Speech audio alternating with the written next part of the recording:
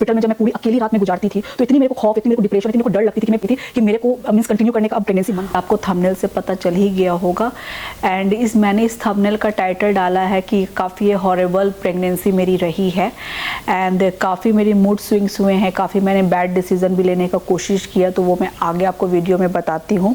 Video पसंद आती है मेरी प्रेगनेंसी जर्नी की तो प्लीज़ वीडियो को लाइक कीजिएगा, शेयर कीजिएगा और कुछ भी आपको इन्फॉर्मेशन चाहिए हो या कुछ भी आपको कमेंट्स करना हो तो आप कमेंट्स बॉक्स में जाके कमेंट्स ज़रूर कीजिएगा। So let get started. ये मैं लास्ट ईयर में मेरी LMP जो थी वो जुलाई की थी, बट मेरे को अगस्त में भी मेरे को ब्लीडिंग हुई थी। बस ब्लीडिंग जो हुई थी बस वो काफ़ी मीन्स थोड़ी सी ही बस रही थी और फिर वो स्टॉप हो गई थी और फिर वो स्पॉट 2 दिन 3 दिन रहते थे, फिर वो कभी बंद हो गए, बट फिर वो कभी कभी स्पॉट आती थी और उसकी जो कलर थी वो रेड कलर की नहीं थी, वो बस डार्क ब्राउन और जस्ट थोड़ी सी वो ब्लैक टाइप में मीन्स थी। सो मेरे को नहीं पता था कि मेरे को लगा था कि चलो कभी हमारे शरीर में हीमोग्लोबिन की कमी हो गई होगी तो इस तरह की हो गई होगी या कुछ डर्ट्स पार्टिकल्स होंगे वो निकल रहे होंगे, तो बस इस तरह मैंने सोच के ही बस इतना मैंने सीरियस नहीं लिया था और ना ही ये मेरा प्लान प्रेगनेंसी है, मैंने कुछ भी प्लान नहीं किया था। सो फिर ये अगस्त फिर आया क्योंकि जुलाई क्या थी तो आपको 1 मंथ के बाद ही मीन्स 4 to 6 वीक्स के बाद ही आपको सिम्टम्स जो भी आपके रहेंगे वो आपको आना शुरू होंगे। 1 महीने तक तो कुछ भी पता ही नहीं चलता है कि आप प्रेग्नेंट हो या कुछ भी हो, बट जनरली वो 6 वीक्स आप कह लो उसके बाद ही आपको सिम्टम स्टार्ट होने लग जाते बॉडी में। सो सेम चीज़ मेरे साथ हुआ 23 to 23 ऑफ अगस्त, कुछ भी ऐसा लगा नहीं, बट जैसे ही फिर 1 वीक्स गए तो ऑलमोस्ट 5 वीक्स के बाद मुझे हल्की हल्की सी नोजिया आ गई थी, बट मैंने इतना सीरियस नहीं लिया। हो सकता है मैं कुछ फास्टिंग कर रही होगी, हमारे इंडियन के फेस्टिवल्स भी होते हैं, जन्माष्टमी या ये सब में मैंने फास्टिंग कर रखा था, हमारे तीज होते हैं तो उसमें मैंने फास्टिंग कर रखा था, तो मेरे को लगा कि शायद उस वजह से मेरे को कुछ एसिडिटी या गैस की प्रॉब्लम हो गई होगी, उसके वजह से भी मुझे वॉमिटिंग या नोज़िया जैसी मेरे को फील हो रही है, तो मैंने इतना सीरियस नहीं लिया। जब 2 सितंबर आया तो स्टिल मेरे को लग रहा है कि अभी भी मेरे को नोज़िया क्यों लग रही है, कुछ तो ऐसी प्रॉब्लम है, मेरे को कभी नोज़िया नहीं हो सकती है। मीन्स प्रेगनेंसी के टाइम पे ही मुझे ऐसा लगता था, बट ऐसे क्यों हो रहा है बार बार। फिर मैंने डिसाइड किया कि चलो किट्स मंगवाते हैं, चेक करते हैं। चेकआउट किया, फटाफट 2nd लाइन आ गए मेरे को और 2nd लाइन के बाद फिर हमने डॉक्टर से अपॉइंटमेंट लिया और डॉक्टर से अपॉइंटमेंट लेने के बाद मैंने यहाँ पे डिस्कस किया कि मेरे को अगस्त में भी मेरे को जो डर्ट्स आप पार्टिकल्स कह लो मुझे आए थे या थोड़ी सी मुझे पीरियड्स हुई थी। सो मैंने डॉक्टर को बताया तो उन्होंने बोला कि 50-50 चांस रखते हैं, तो उन्होंने मेरे को HCG की एक टेस्ट मेरे को लिखा उन्होंने। उसमें क्या होती है, उस टेस्ट से आपको पता चलेगी कि आपकी प्रेगनेंसी कितनी स्ट्रांग है। फॉर एग्जांपल अगर मैं बात करूं कि अगर आप टेस्ट देते, अगर आप वो टेस्ट की रिपोर्ट्स अगर आती है तो आज उन्होंने मेरे को 2 दिन ब्लड टेस्ट लिया था। फर्स्ट ब्लड टेस्ट में मेरी रिपोर्ट 75,000 आई थी, जो डॉक्टर ने बोला काफ़ी स्ट्रॉन्ग प्रेगनेंसी आपकी शो हो रही है, ऐसा कुछ भी प्रॉब्लम नहीं है। एंड सेकंड फॉर एग्जांपल अगर मेरे को थर्सडे को मेरी ब्लड टेस्ट ली गई थी तो फिर वो सैटरडे को ली जाएगी। सो सेकंड जब ब्लड टेस्ट लिया गया था वो 1 लाख क्रॉस कर चुका था, तो डॉक्टर ने बोला कि प्रेगनेंसी इज़ फाइन, आपकी सब चीज़ें अच्छी है, बट सेकंड सेफर साइड हम ये करते हैं कि आपको अल्ट्रासाउंड अगर आप कराने में इंटरेस्टेड हो तो आप करा लो। तो मैंने सोचा कि ब्लीडिंग हुई है और क्यों ना एक बार अल्ट्रासाउंड करा के एक बार चेकआउट करते हैं कि सब चीज़ सही है कि नहीं। सो मैंने फिर अल्ट्रासाउंड भी फटाफट मैंने अपॉइंटमेंट लिया, मुझे मिली और हमने 18 सितंबर को मैंने अल्ट्रासाउंड अपनी करवाई। सो उसमें मैंने बताया कि मेरे को ब्लीडिंग भी हो चुकी है। ये तो उन्होंने बोला कि ये डर्ट पार्टिकल जो इम्प्लांटेशन जो ब्लीडिंग होती है तो वो शायद आपकी हुई होगी, बट आपकी यूट्रस की मुंह कुछ भी वैसे ओपन नहीं हुई है, बेबी बिल्कुल सही है। और मेरे को उस 18 सितंबर को अल्ट्रासाउंड के रिपोर्ट्स में 8 वीक्स कंप्लीट, 8 वीक्स बोले तो 2 मंथ्स कंप्लीट मेरे हो चुके थे, तो सभी चीज़ सही थे, ठीक थे। तो फिर मैंने प्रेगनेंसी को कंटिन्यू किया क्योंकि मैं बताना चाहूँगी कि मेरी बेटी की 6 ईयर कंप्लीट हो गई है और हमारा नेक्स्ट ईयर कुछ प्लान था 2nd बेबी करने का, बट फिर भी मैं कंसीव कर लिया क्योंकि मुझे थायराइड की भी प्रॉब्लम है और नेचुरली मैंने 2nd बेबी कंसीव किया विदाउट कुछ ऐसे प्रॉब्लम्स के। सो मैंने वो ये कंटिन्यू रखा और उसके बाद मेरे को लगता है कि सितंबर ख़त्म होते होते मेरी नोज़िया और वॉमिटिंग की सिम्टम बहुत ज़्यादा मीन्स सीवियर हो गई, इतनी ज़्यादा सीवियर हो गई कि मेरे को कुछ भी डाइजेस्ट करना मुश्किल हो गया था। और मैं यहाँ तक इतनी गंदी हो गई थी कि मैं वाटर भी मैं डाइजेस्ट नहीं कर पा रही थी।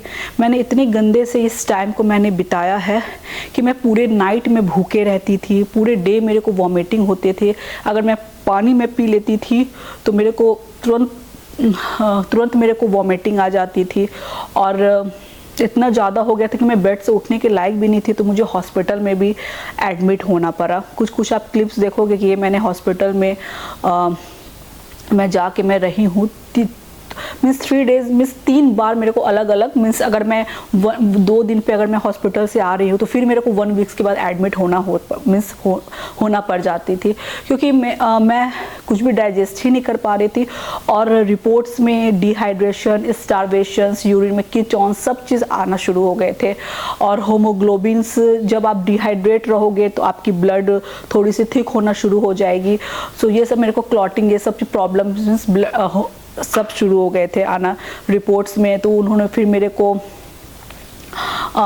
फ्लूइड्स सब चढ़ाना शुरू किया। फिर मैं वापस, मैं जब तक वो दवा चलती थी या इंजेक्शन चलती थी वॉमिटिंग की तो 1 दिन तक होल्ड रहता था, नहीं होती थी। और वापस जब मैं डिस्चार्ज होकर हॉस्पिटल से आती थी फिर से मेरे को वॉमिटिंग शुरू हो जाता था। और टेस्ट में ये भी आ गया, अगर आप गूगल पे सर्च करोगे कि हाइपरमेसिव ये ग्राविडाrum, आई होप मैं सही प्रोनाउंस कर रही होंगी, तो ये अगर आप सर्च करोगे गूगल पे कि आखिर ये हाइपरमेसिस ये ग्राविडाrum क्या होता है, तो मैं अगर आपको शॉर्ट में बता दूं कि इसमें क्या होती है कि इसमें आपको सीवियर आपको नोज़िया और वॉमिटिंग होती है, जो मीन्स किसी भी चीज़ से कंट्रोल नहीं हो पा रही है। मैंने यहाँ पे 2-3 तरह की मेडिसिन मैंने यहाँ पे वॉमिटिंग की मैंने चेंज करवाई अपने डॉक्टर से। सो डॉक्टर ने कहा मेरे को आप स्टैंडर्ड मीन्स अच्छी क्वालिटी की आप वोमिटिंग की मेडिसिन ले रहे हो, इस पर भी नहीं सुन रही है, इसके आगे कोई मेडिसिन ही नहीं है। तो मैं कुछ इंडिया की मेडिसिन में सर्च करके मैं सोचती थी डॉक्टर से पूछूं कि यहाँ पे क्या मुझे वो मेडिसिन मिल जाएंगे, तो बोले कि नहीं यहाँ पे ये मेडिसिन नहीं है, आप लो। मेरे को मेडिसिन लेने के बाद भी मैं उल्टी करती थी, मीन्स 3-4 बार मैं मेडिसिन लेती थी दिन भर में, तो भी वो कुछ काम नहीं करते थे। तो ये मुझे डिक्लेयर किया गया कि आपको हाइपरमेसिस है, मीन्स काफ़ी सीवियर मेरे को था। और ये कंटिन्यूस मेरे को नवंबर लास्ट मीन्स दिसंबर हाफ आप कह लो मेरे को चली। मैं डॉक्टर से मीन्स इतनी ज़्यादा मैं फ्रस्ट्रेट हो गई थी, इतनी ज़्यादा फ्रस्ट्रेट हो गई थी कि मेरे को मीन्स कंटिन्यू करने का अब प्रेगनेंसी मन बिल्कुल नहीं था। आप लोग सोचोगे कैसी माँ हो, लोग बच्चे के लिए ये करते वो करते हैं, तुम्हें ऐसे था। बिल्कुल सही कह रहे हो, लेकिन जब कभी आपके शरीर जब आपका साथ ना दे और आपको लग रहा है कि आपके शरीर में अब जान ही नहीं है और इतनी प्रॉब्लम, और आप विदाउट फैमिली जब आप रहोगे तो वो खाली दिमाग में वो सब चीज़ आपके गंदगी चीज़ आएगी ही, गंद आएगी कि मेरे को अब नहीं रखना है। मैं जब हॉस्पिटल में भी एडमिट थी तो यहाँ पे अलाउ नहीं है कि आपके हस्बैंड रहेंगे, क्योंकि मेरी एक बेटी भी है और मैं यहाँ पे विदाउट फैमिली, यहाँ पे मैं नॉर्वे में रह रही हूँ, कोई सपोर्ट नहीं किसी का भी।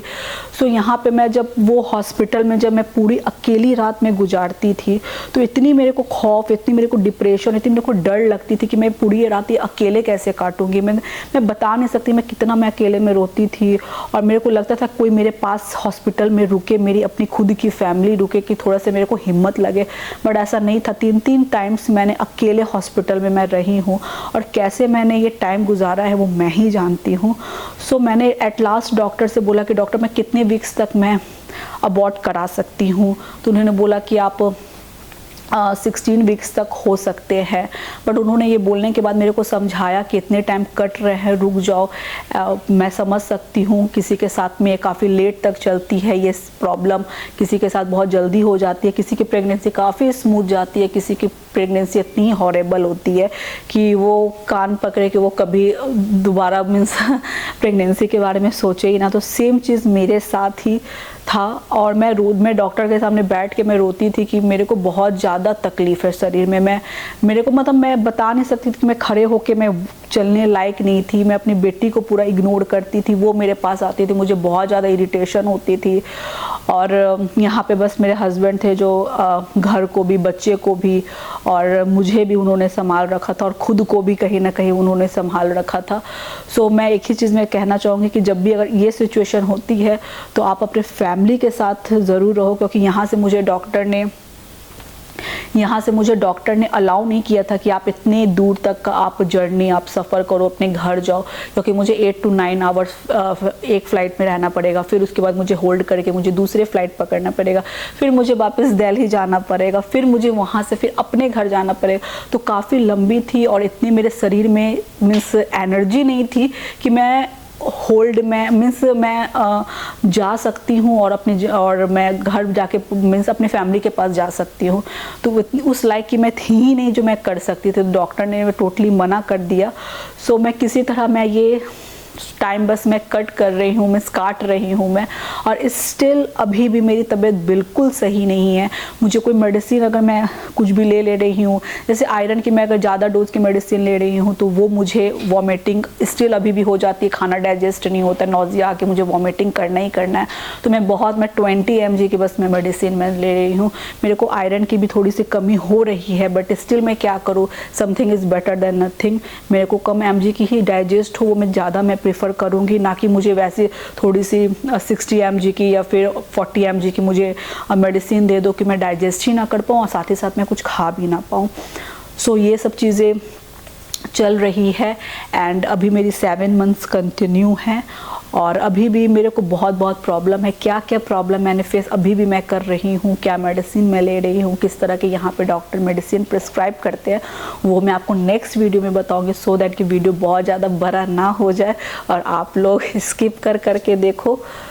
सो इससे बेटर है शॉर्ट इन्फॉर्मेटिव वीडियो और अपनी मैं जर्नी बस मैं ये हॉरेबल जर्नी बस मैं आप लोगों के साथ शेयर कर रही हूँ, सो दैट जो भी अगर ये वीडियो देख रहा है तो बस इंटेंशन इज़ दैट कि ये वीडियो बनाने की इंटेंशन बस ये है कि आप घबराओ नहीं। और मैं यहाँ पे खुद इतनी बुरी तरीके से फेस कर रही हूँ कि मेरे को कभी कभी डिप्रेशन भी लगता है, बट स्टिल मैं कहूँगी कि अगर बहुत ज़्यादा आपके पास प्रॉब्लम है तो ही आप अकेले रहो।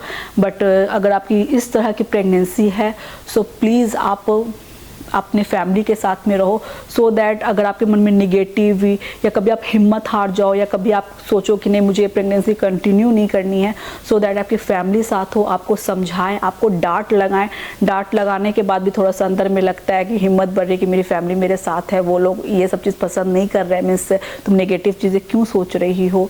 सो ये सब चीज़ के लिए वो मना करेंगे एटलीस्ट आपको, सो दैट आपको अच्छी लगेगी। और कभी कभी आप जब 2-4 लोगों से, अगल बगल के लोगों से बात करोगे तो आपको थोड़ा सा मीन्स थोड़ा सा आपको अच्छा लगेगा और आपकी माइंड डाइवर्ट होगी। यहाँ पे लोग बहुत ज़्यादा कंजर्वेटिव है, मीन्स ज़्यादा आपके साथ में इंट्रोवर्ट रहते हैं, वो ज़्यादा आपके साथ में घुलना मिलना बात करना पसंद नहीं करते हैं। सो इस वजह से मुझे और भी ज़्यादा प्रॉब्लम मीन्स फेस करनी पड़ रही है। So guys I don't know, मैं अब इतनी सारी मैंने चीज़ें इस वीडियो में बता दी है, कुछ चीज़ें शायद मैं भूल रही होंगी।